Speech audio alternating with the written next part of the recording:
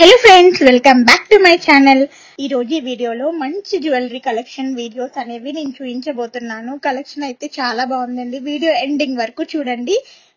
ఈ కలెక్షన్ అంతా వచ్చేసి 14 క్యారెట్ జ్యువెలరీ అన్నమాట.